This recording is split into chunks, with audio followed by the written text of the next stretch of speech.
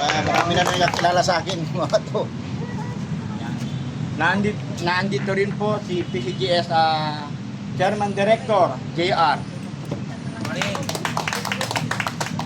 At yung aking katuwang, nandito rin po siya, si PCGS si Ensilar. At mula po sa pilar ng Joint and Central Branch, nandito rin po ang Chairman ng GIFPSI Alliance Pilar, si PCGS Jazz. At Chairman po ng Coalition Pilar ng GIFPSI, si PCGS. At ang isa pang kasama namin Chairman mula sa Joint Coalition Pilar, si PCGS CMC Bong. So siguro dahil hindi naman ako nabigyan talaga ng programa kung anong ating pag-uusapan dito, so ipapasa ko na po sa kanila yung pagpapatuloy ng programa po na ito. Kay Chairman kay Shady Thompson na po. Magandang umaga kasi wala mang hindi guardians, puro naman guardians. Bakit magandang umaga? Dahil ayon nga po sa history ng guardians, kung sa mga negosyante ay laging papasok yung buwinas.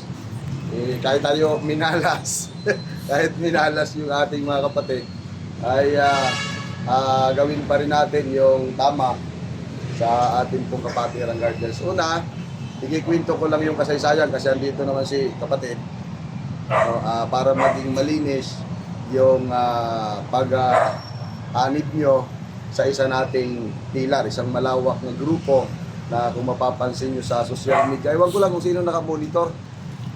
Parang may nakamonitor nga 4. Last time sa live nyo, Opo. ito sila. Sabi po, Sila. Kayo? Ay, salamat. ako po no? si Gilbert.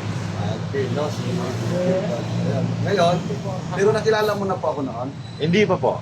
Ayun lang Bago po. lang po ako Kasi ngayon. ano nakilala. Oo po. Okay, puwi lang sa ikaw tutok ako sa iyo ngayon. Salamat Di una-una, parang andyan sa iyo yung ano ba ng utak, no? Una, si Tuto po ay galing po yan sa pamunuan po ng Division Pilar, na kung saan ang Division Pilar ay mayroon pong 10 branches at mayroon po si kapatid.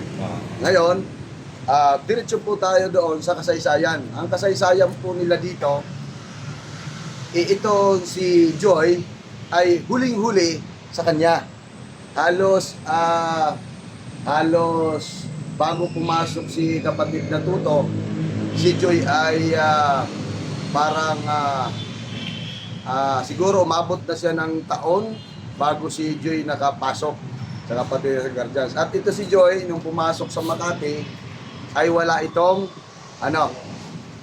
walang tatak. Siya po ay tinatawag po natin sa atin pong larangan po ng Guardians nga CMF, Citizen Monitoring Force.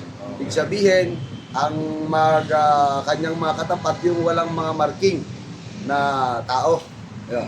Dahil nga po na ang tao po ay may puso at may pag-iibigan, umibig po at ibigan po itong dalawa, saka si PCGS Sky na napagkatiwalaan po namin, nakasama rin po ni kapatid na Tuto sa lugar po ng Makati. Isang bisis na nakwento po ni PCGS Sky na naluko din po sila sa unang pamunuan. Ang akin pong sagot doon, kasausap po si Kapitana, na bakit po ay hindi kayo nagbigay ng reklamo. Kasi natumulong po kami at napakalaki pong naitulong, subalit po hindi nakarating ang tulong kasi binulsa ni Gumamila, Team Stan. Tama? Ayo, larado. Ngayon, ito na si Joy. Si Joy, medyo mabunganga siya kay babae man. Basta babae, medyo mabunganga yan. Kailangan natin ng pasensya dyan minsan. Ngayon, nagkaunsihan sa pira sa lugar po ng Makati. Ayan. Ngayon, siging panghiram nito ni Joy, tapos nagkaroon ng reklamuhan. Kasi halos po ang ginagamit niyang account ay kanino? Pag naghiram, Sky. kay Sky. Ngayon, siyempre, pag presidente si Sky, igagalang mo hindi. Igagalang mo. Ibig sabihin, maaaring si Sir kasi ang nanghihiram, parang Kahiya naman kung hindi ko bigyan na mayroon naman ako. Tama? Ayan, nakautang sa lugar po ng Makati. At ngayon, naniningil kasi kailangan po ng ating kapatid. Nung maningil, wala nga maibayad. Dahil wala maibayad, anong ginawa po ng member ng Makati? Sagot. Reklamo. Alis. Ha? Nagreklamo. Ngayon hindi nagawa ng aksyon ng Makati dahil magaling ito si Joy, yung kaligayahan. Kaligayahan. Magaling siya. Dahil magaling siya, ito yung sistema dahil magaling itong si Joy, hindi nadala ng mga opisyalis ng Makati. Tumawag po sa akin, sa lugar po kami ng Antipulo, pagtawag po sa akin, sabi ko, sige, ayusin ko. Pero aatin sir, kasi di po talaga namin kaya ang ability. Talagang matalino. Tama? Ayan. Ngayon sabi ko, sige, ano po yung, itinanong ko po isa-isa kung paano ang pamamaraan ko nga para siya mahahatulan talaga. Tinanong ko, isa-isang tao talaga, kaya umabot ng hapon ang aming programa. At ang lahat po na sinasabi ng miyembro ay puro masama. Dahil sa kanya, hindi naman kadamay ito si Iskay kasi mabait niya po, Iskay. Ayo, ibig sabihin, pinapirma ko ang lahat sa harap-harapan mismo. At pagpirma po nila, ang tawag po doon sa atin pong batas ay petisyon. Ibig sabihin, pag petisyon ka, hindi ka ba maaalis? Alis. Na samantalang ayaw na sa mga tao? Alis. Ayun. Nung maalis po siya, mayroon po tayo mga miyembro na hindi naka-attend sa araw na yon. Ngayon, siyempre, pag hindi ka naka-attend, alam mo ba ang napag-usapan? Hindi. Hindi. Hindi ka rin naka-attend, ba? O, ito rin dito, hindi naka-attend. Ibig sabihin, alam mo ang pinag-usapan? Yeah, maaaring doon sa aking ginawang tamang batas, sira ako, hindi.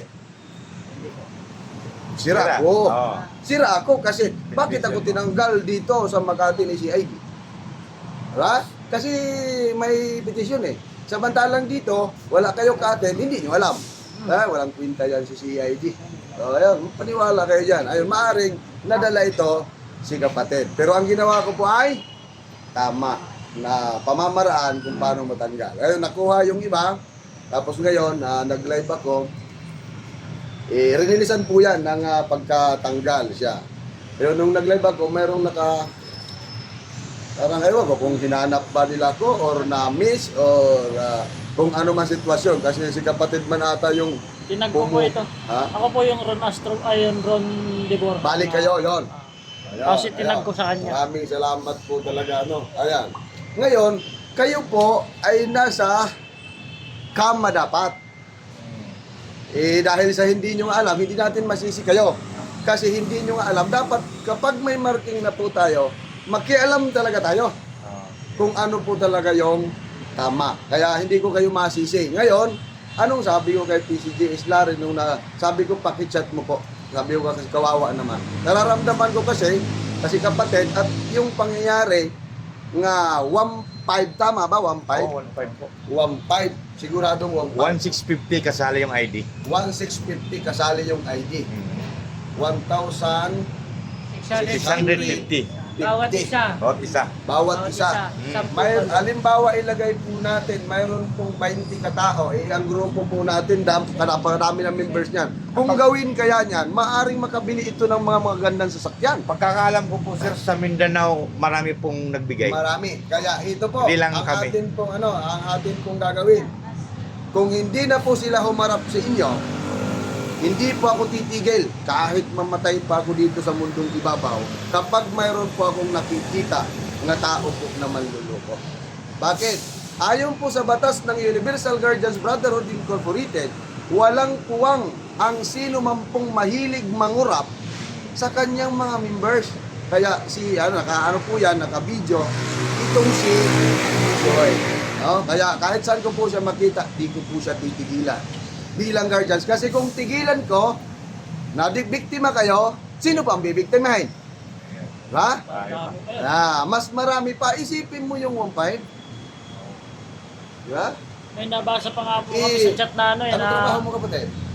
maintenance po rin, ganito. Maintenance ka, magkano araw mo?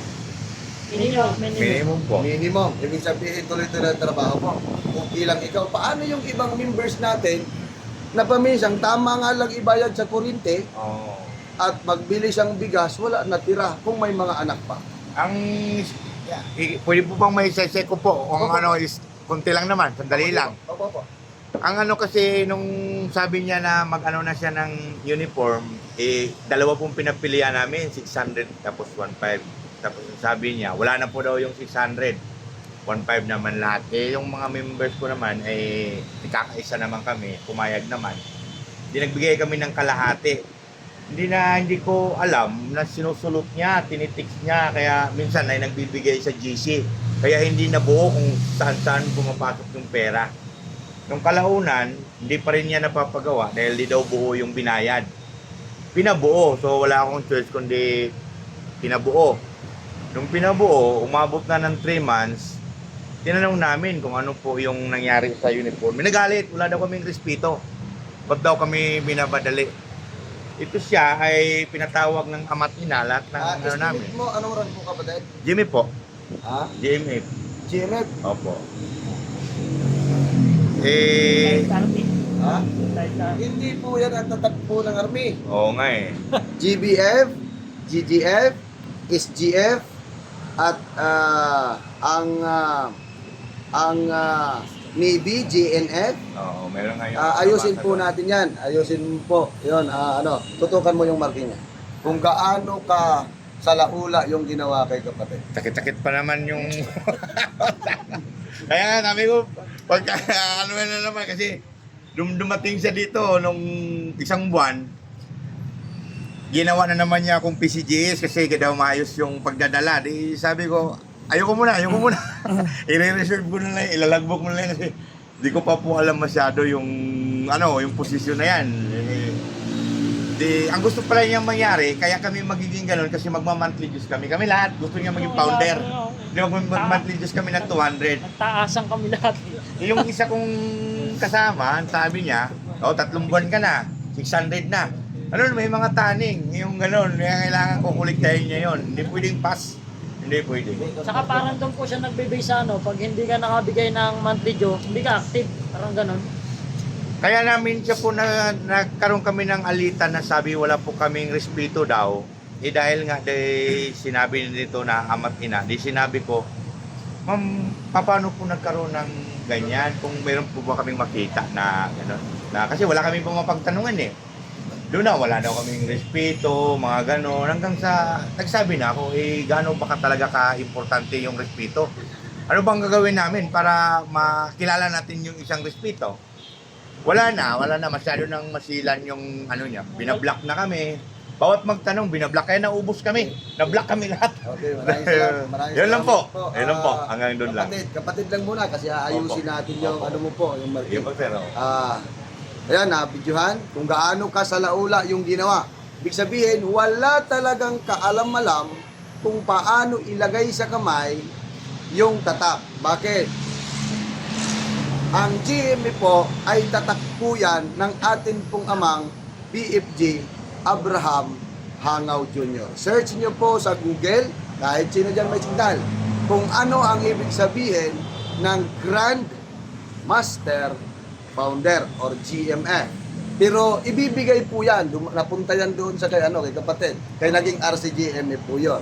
Sa tama po nga proseso. Unang tatak po sa iyo, yan agad ang tatak. Oo, ito po. Ayan, ibig sabihin, grabe nga pagkasalaula talaga sa tatak mo. Alam mo, sir, bilang respeto ko sa iyo, pero pag lumabas ka, kahit po RMG nga mga ranking at MG, pag nakinig ng seminar, pagtatawanan ka, di gaano ka kahiya-hiya ang linagay dito. Hindi na mo, ikaw wala ka man. Sa mga tulad ng mga PCGs na kasama ko, hindi ka pagtatawanan kasi maaawa sa iyo. Grabe man ang kaluko dito sa grabe ang kaluko. Yan, grabe ang kaluko sa iyo ni Joy. At Joy, kasweet sang pangalan, no? Kasweet sang pangalan ni Joy. Okay, tuloy po tayo. Papunta na po tayo doon. Napunta tayo sa marking. Tapos ang sabi niyo kanina na ito si Joy ay nagpapatawag ng ina. Ayan. Sa larangan po ng kapatiran, guardians, ang tinawag po nga ama ay si brainfather of all guardians, B.F. Abram Hangaw Jr. At ang kanyang alter ego ngayon na tinatawag na ina ay si brainmother BMG Sara. Brainmother of all guardians, si BMG Sara. Ngayon, anong tinatag ni BFJ? Guardians? Sagot. Guardians Brotherhood. Tama? Anong ibig sabihin ng brotherhood po sa Tagalog? Magkakapatid. Paano mo man masabi nga nanay mo siya nga kapatid gani? Ako kapatid mo. Tama? Ano? Kapatid mo ako. Kapatid ko siya. Maaari na lang kung sinabi nga dito sa area na to, tawagin niyo ako nanay. Itong ating itinatag. Kasi ako man nagtatag sa inyo, mga anak ko kayo. Pwede siguro. Pero kung halos mamilit ka na ikaw ang tawagin ng nanay ay hindi pwede. Kasi ang respeto ito. Ang respeto po, mga mahal kong kapatid sa ganang balikat, ay hindi po yan inuutos. Ha? Ang respeto po kasi kusa po yan na ibinibigay sa tao kung ikaw ay karoro respeto. Kaya habang nagsasalita pa ako, kumita po kayo ng silip, kayo po lahat, kumita kayo ng silip na medyo mabutasan nyo at itanong nyo para maituwid natin. Sir, yung matanong ko lang po, ano pong pwede namin itawag sa inyo po?